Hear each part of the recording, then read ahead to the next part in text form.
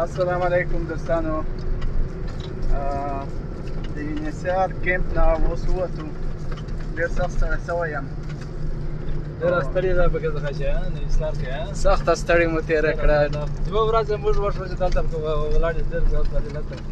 بلکل یوه ورځ کښته ډریور مو ډېر ستړی که واوره به اوس دې ځای نه راواخلم لاندې دوکان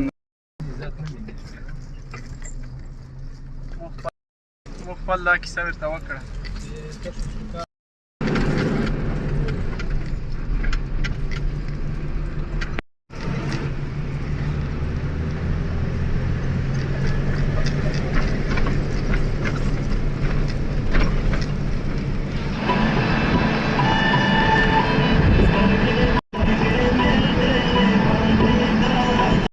مرګړی تورې خمارې سترګې خوند کو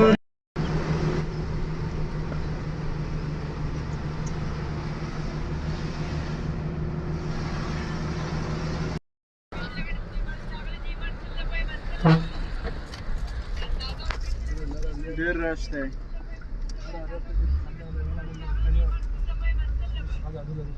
بس دا د لارۍ مخکې شوه درته دیاره خلوصه ده.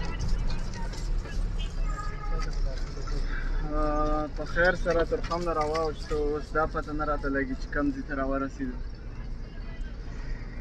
د ننګرهار ګمرک ریاست ما ته خو داسې ښکاري چې مخ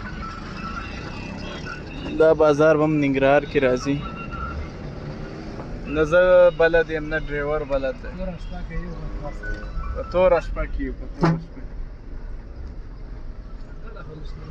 چې دا لیارو دا لاره دا ګاډي کوم ځای ته تړي مخامخ به وځو که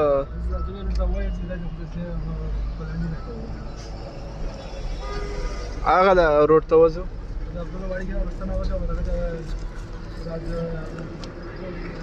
هغه کابل د کومه لار وتې شاته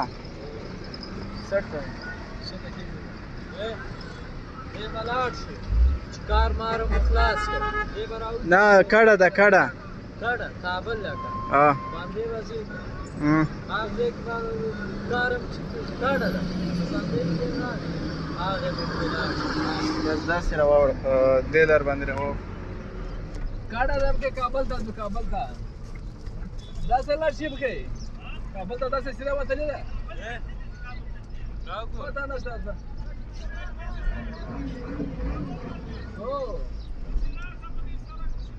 دا داسې هم چې بګي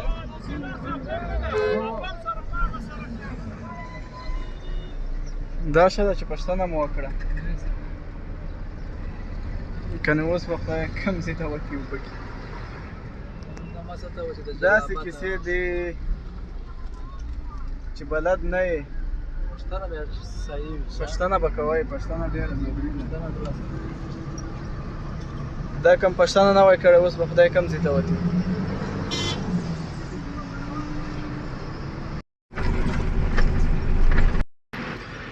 دوستانو راغلو اوس د مازدیګر لمانځه ټیم د لمونځ کوو.